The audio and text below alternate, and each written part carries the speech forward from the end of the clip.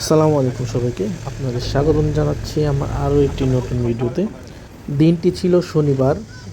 যেহেতু আমাদের বন্ধ, তো আমরা চিন্তা করলাম যে কিছু বিখ্যাত কিছু খাওয়ার জন্য আমরা চলে যাচ্ছি তরা হাটে। বিল্টু বিল্টু স্মৃতি হাট, তরা, মানিকগঞ্জ। মূলত আমরা যাচ্ছি টানা খাওয়ার জন্য তরা হাটে। তরা হাটের টানাটা খুবই সুস্বাদু এবং খুবই বিখ্যাত, কিন্তু আমাদের যেতে অনেক দেরি হয়ে গিয়েছিল। আমরা প্রায় 12টার দিকে রওনা দিয়েছিলাম, কিন্তু এখানে হাট সকাল থেকে লাগে, দুপুরের মধ্যেই হাটটা শেষ হয়ে যায় 11টা 12টার দিকে। এখন ভাঙ্গা হাট ছিল, তো আমরা তার মধ্যেই খোঁজ করতেছি যে এখানে টানা পাওয়া যায় কিনা। চলুন আপনাদের সাথে ঘুরিয়ে দেখাই।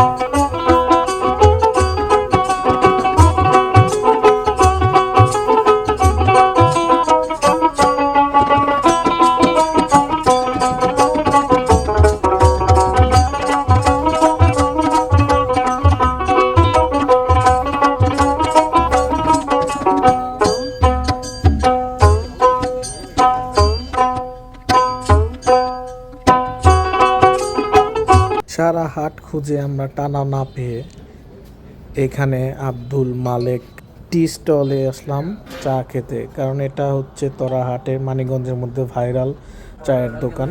এখানে 60 রকমের চা পাওয়া যায়।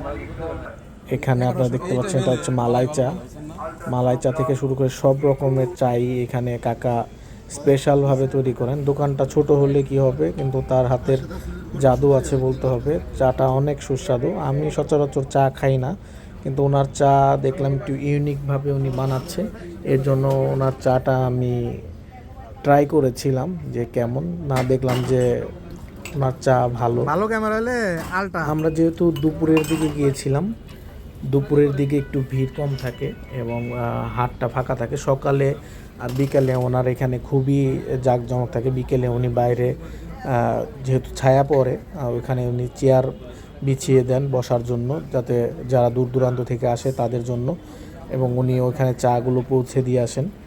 এবং চাটা দেখতে খুবই সুস্বাদু, নর্মাল চার থেকে পরিমাণে একটু বেশি। বড় একটা মগের মধ্যে উনি চাটা দেয়। চার দাম 20 টাকা নর্মাল চা, কিন্তু এখানে মালাই চা 30 টাকা থেকে শুরু। আপনি 30 টাকা থেকে আপনি যেরকম চান ওরকম চার্ট আছে, চার্ট দেখে আপনি চা অর্ডার করতে পারেন যে আপনার কোন চাটা লাগবে, উনি সেই অনুযায়ী বানিয়ে দেবে।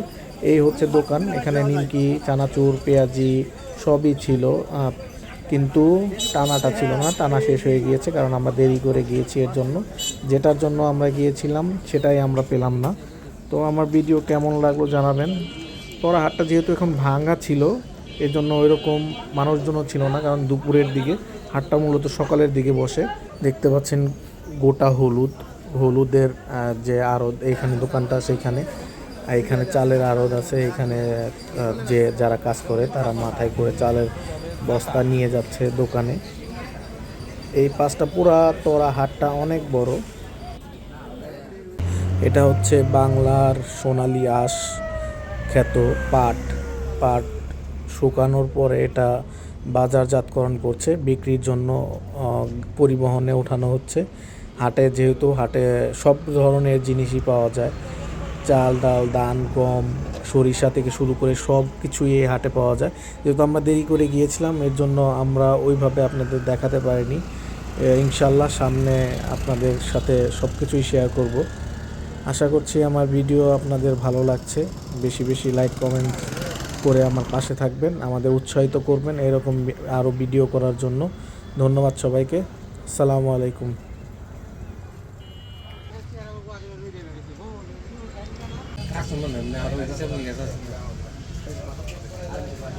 क्या कहते हैं